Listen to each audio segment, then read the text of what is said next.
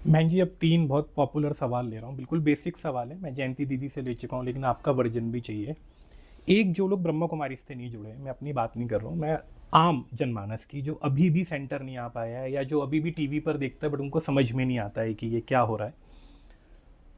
उनका एक आम सवाल है कि ब्रह्मा कुमारीज में मैक्सिमम लोग तो इसलिए नहीं आते कि एक ये मिथ हो गया, एक ये अवधारणा सी होगी, ये बाहर की थी, यहाँ पे कोई कपल जाएगा, युगल जाएगा, पति पत्नी होंगे तो उनको भाई बहन बना दिया जाएगा। पवित्रता यहाँ पे पहली सीढ़ी है जिसको लोग सेलिबेसी से या ब्रह्मचर्य से जोड़ के देखते हैं। ब्रह्मचर्य को कुछ लोग एंटी नेचर भी मानते हैं, एंटी बायोलॉजिकल भी मानते हैं, आप कैसे देखती हैं?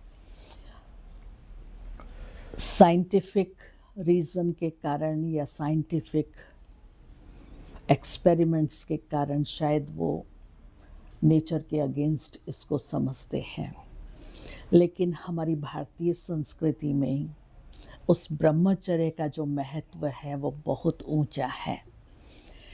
यहाँ हम कहते हैं उस संस्कृति में कि पढ़ाई जो होती है वो ब्रह्मचर्य में होती है। हम सब यहाँ पढ़ाई कर रहे हैं अपने जीवन में वैल्यूज़ को धारण करने के लिए, मूल्यों को धारण करने के लिए, अपने जीवन को श्री लक्ष्मी श्री नारायण के समान बनाने के लिए। तो हमारे जीवन में वो शुद्धता, वो पवित्रता, वो सात्विकता की आवश्यकता है। और परमात्मा जो सर्वशक्तिवान है वो पवित्रता का सागर है। उससे संबंध जोड़ने के लिए मन और बुद्धि दोनों पवित्र, शुद्ध और निर्मल चाहिए।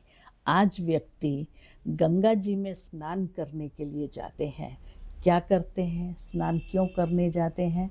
कि गंगा जी में स्नान करेंगे तो हम पावन बन जाएंगे। अब स्नान कर रहा है शरीर, वो तो रोज़ ही स्नान करता है। मुझे पावन बनाना है आत्मा को, तो आत्मा को ज्ञान स्नान कराने के लिए हमको जो 5 विकार हैं, काम, क्रोध, लोभ, मोह और अहंकार, इन 5 विकारों को अपने वश करना है।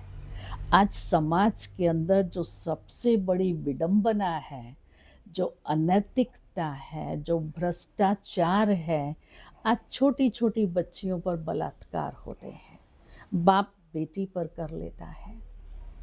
ये कौन सी पवित्रता है? कौन से ये पवित्र संबंध है? तो उन संबंधों को भी इस काम विकार ने भ्रष्ट कर दिया है।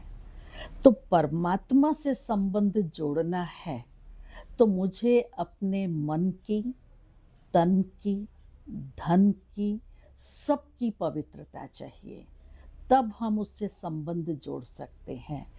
द्वापर से लेकर हमारे धर्म पिता आए, चाहे क्राइस्ट आए, इब्राहिम आए, बौद्ध आए, महावीर आए, शंकराचार्य आए, गुरु नानक जी आए, सब ने धर्म की स्थापना पवित्रता के आधार पर की है। तो हम भी इस दुनिया में पुनः राम राज्य की स्थापना करना चाहते हैं।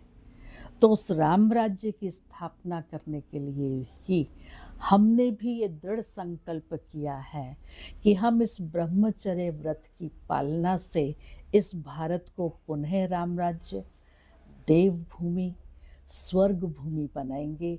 मुझे विवेकानंद स्वामी के वो शब्द याद आते हैं कि अगर मुझे 100 ब्रह्मचारी युवक मिल जाए तो मैं सारे विश्व का परिवर्तन कर सकता हूँ, क्योंकि उस ब्रह्मचर्य में, उस पवित्रता में एक ताकत है परिवर्तन की। बहुत सुंदर उत्तर दिया बहन जी, एक नया एंगल मिलेगा।